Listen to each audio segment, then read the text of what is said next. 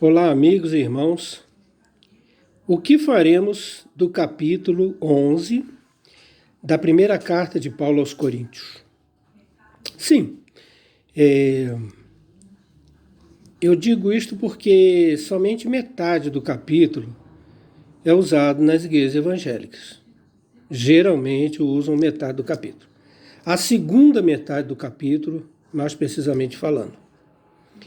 Mas, como diz Hebreus capítulo 4, 12, a palavra de Deus é viva e eficaz. A Bíblia Sagrada é a nossa única regra de fé e prática.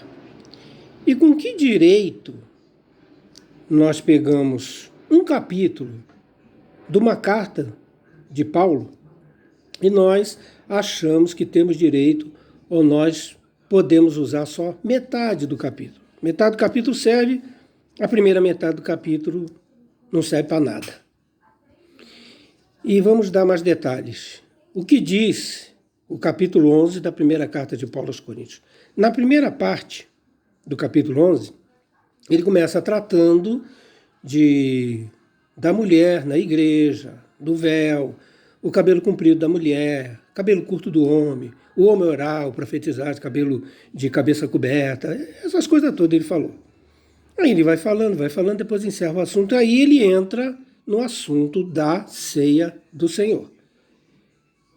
Então, irmãos, até onde eu sei, a maioria, mais de 90%, bem mais, ou talvez 100% das igrejas evangélicas, eles celebram a ceia, geralmente a cada 30 dias, e é lido o quê?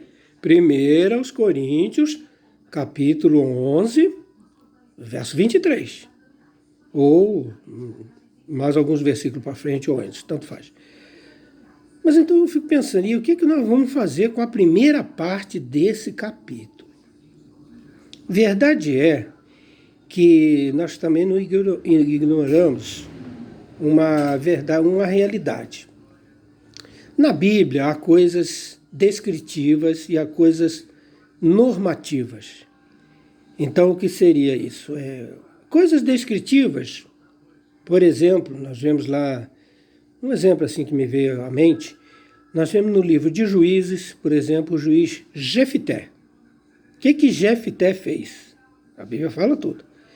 Jefté fez um voto a Deus, Deus chamou ele para ser juiz, ungiu ele com o Espírito Santo para ele ser juiz de Israel e levar o povo a ter vitória sobre os seus inimigos. Muito bem. Só que Jefté, saindo para a guerra, ele fez um voto.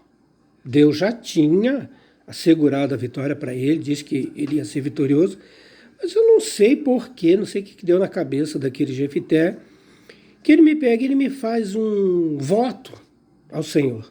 E ele votou dizendo que se ele votasse vitorioso da guerra, a primeira pessoa que saísse da porta da casa dele, ao encontro dele, ele sacrificaria a Deus em holocausto. Holocausto, segundo a lei de Moisés, é oferta queimada, não é? E não deu outra. Quando ele voltou da guerra vitorioso, a filha dele, a única filha dele, virgem, saiu ao encontro dele cantando, dançando e comemorando a vitória do pai. E aí ele fica desolado. Ele cai aos prantos, de joelho, ele se prostra e ele fala, minha filha, mas a filha não tinha culpa de nada, e ele tinha feito um voto de tolo, que foi uma tolice isso, e ele teve que cumprir o voto dele. Então isso é o que a Bíblia diz. Agora, a Bíblia é a palavra de Deus. Agora, segundo essa narrativa, segundo esse episódio no livro de Juízes, é para nós imitarmos Jefté? É para a gente fazer um voto louco desse doido? Não. Mas podemos seguir alguma coisa da vida de Jefté? Lógico que sim. Porque foi um homem desprezado, ele foi expulso de casa pelos próprios irmãos porque era filho de uma outra mulher, né? E os irmãos falaram, você não vai herdar na casa de nosso pai junto conosco. Você não faz parte da nossa família, expulsaram ele. Mas depois, quando se viram em aperto, os anciãos mesmo do país foram lá buscar ele para ele ser juiz. Então, tem esse lado positivo, da vida de Jefté. Então, minha querida, há coisas na Bíblia normativas e há coisas descritivas. As normativas são normas, são leis, são doutrinas que devemos seguir. Agora, a outra linguagem também, as pessoas dizem que na Bíblia fala muito de usos e costumes. Não é? Usos e costumes. Então, não é o uso e costume, ele é local, temporário, ele é passageiro. Agora, a doutrina e a verdade mesmo eterna que a Bíblia fala, então ela é para todo tempo, em toda época, para qualquer lugar, para qualquer povo, para qualquer pessoa que declara Jesus como seu Salvador, confessa Jesus como seu Salvador. Mas mesmo assim, meus queridos, eu acho que é um contrassenso a gente ter uma atitude dessa. É esquisito isso, é estranho. Como é que nós explicaríamos um negócio desse para um visitante na igreja? Eu que estou levantando essa questão, mas supomos que fosse uma pessoa, um visitante que vai na igreja domingo e aí ele ouve lá a leitura da primeira carta de Paulo aos Coríntios, capítulo 11, e a segunda metade do capítulo que fala da ceia. Aí supomos que o visitante vira para alguém e fala assim, mas meu irmão, meu querido, eu gostaria de um esclarecimento. Por que vocês não lê o capítulo 11 desde o início? O que nós diríamos? Ah, que não serve? Ah, porque é uso e costume? Ah, porque é descritivo, não é normativo? Então, irmãos, eu falo isso só para a gente pensar e tomar cuidado. Porque se nós começarmos e nos acostumarmos com essa atitude de ler a Bíblia e começar, bom, isso aqui não serve para mim. Ah, isso aqui é para aquele tempo, por exemplo, não é? Ah, isso aí é para aquela época. Ah, isso aqui foi para aquela igreja. Daqui a pouco, irmão, se nós pegarmos esse hábito, daqui a pouco não vamos mais ter Bíblia. Porque um tira uma coisa. Eu vou ler a Bíblia, eu leio o capítulo 11, né? Vamos falar desse capítulo propriamente dito. Eu leio o capítulo 11 da primeira carta de Paulo aos Coríntios. Bom, metade para mim serve, metade não serve. Aí o outro lê, fala, ah, não, mas ceia também não está certo. Aí exclui o capítulo todo. Irmãos, onde é que nós vamos parar assim? Então,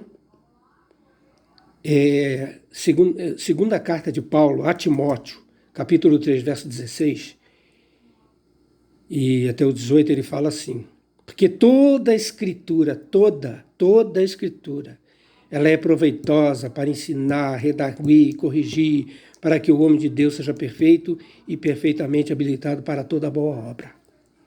Então, irmãos, toda a Bíblia, se está na Bíblia, nós terminamos de ler aqui em casa o livro de Esdras, 10 capítulos, livro do Antigo Testamento, livro histórico.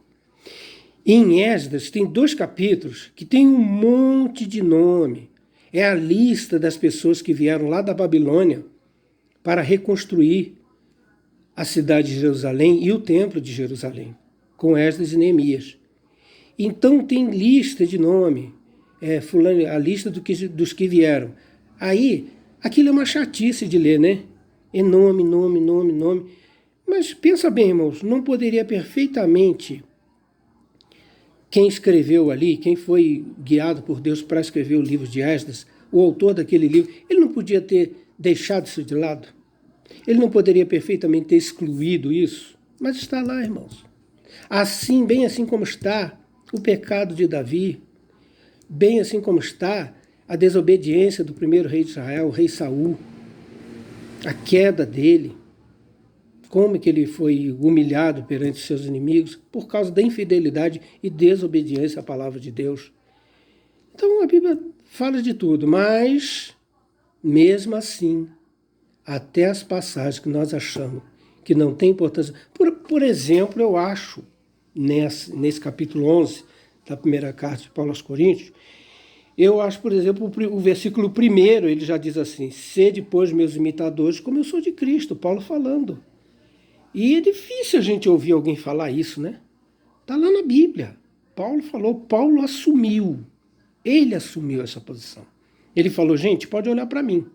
Me imita, mas não... Aí vem lá, palavra de Jeremias, né? Maldito o homem que confia no homem. Não é confiar só em Paulo, ele não parou nele, ó. me segue, faz o que eu faço, olha para mim. Não, não, não. Ele fala assim, olha só, sede meus imitadores como eu sou de Cristo. Então agora entrou Cristo na história. E Ele é que faz a diferença. Ele é que é o nosso pastor, Ele que é o nosso modelo. Ele que é a perfeição. É o caminho que nós devemos seguir, é o nosso Senhor, nosso Salvador, Jesus Cristo. Então o que Paulo está querendo dizer com isso? Quando ele fala, sede meus imitadores como eu sou de Cristo, ele fala, se eu falhar, continua com Cristo.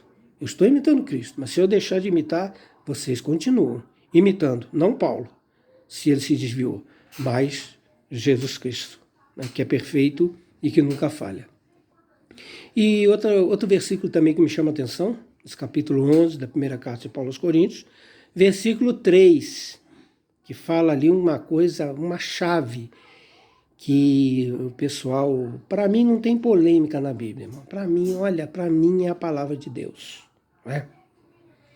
Salmo 119, versículo 97 diz assim, ó quanto amo a tua lei, é a minha meditação todo dia. Então, irmãos, é essa atitude que nós temos que ter em relação a toda a palavra de Deus, né? Não é só agora o Antigo Testamento, quando o Salmo 119 foi escrito, só havia o Antigo Testamento. Agora nós temos os 39 livros do Antigo Testamento, os 27 livros do Novo Testamento, 66 livros de palavra de Deus para a nossa vida, para o nosso coração, para o nosso dia a dia.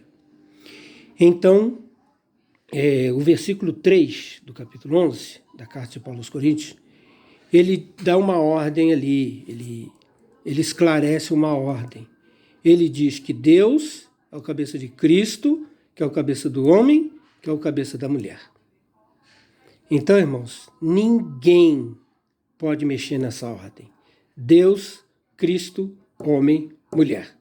Porque há outras passagens da Bíblia que mencionam isso, funções do homem, da mulher, que Deus deu, específicas, estão na Bíblia, e também aí o pessoal, como eu disse, o pessoal diz que é um caso polêmico. Não tem polêmica nenhuma se a gente quiser aceitar e obedecer à Bíblia como a palavra de Deus e aceitar como ela é.